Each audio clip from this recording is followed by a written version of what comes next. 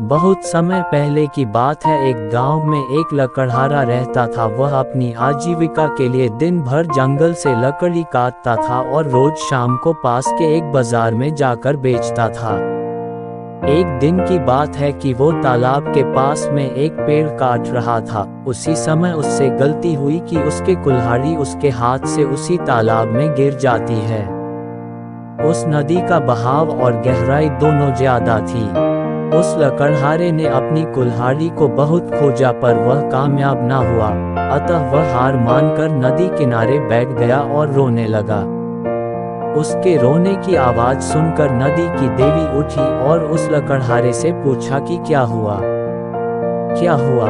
तक लकड़हारे ने अपनी कहानी बताई। तब पानी की देवी को उस पर दया आ जाती है और पानी की देवी उस गरीब मेहनती लकड़हारे की मदद व सहयोग करने की पेशकश करती है। फिर क्या था, वह नदी की देवी उसकी मदद के लिए एकदम से गायब हो गई और नदी के अंदर से एक सोने की कुल्हाड़ी लेकर प्रकट होती है और उस गरीब लकड़हारे से पूछती है कि क्या ये सोने की कुल्हाड़ी उसकी है।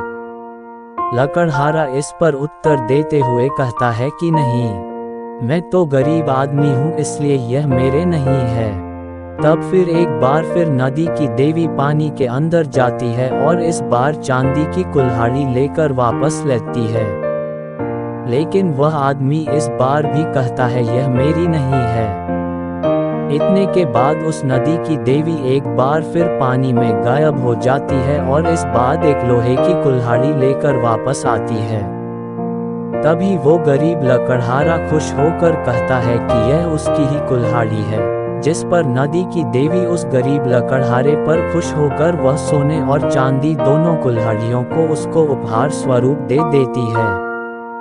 सीख, मॉरल ऑफ शॉर्ट स्टोरी, ईमानदारी सबसे उत्तम नीति है।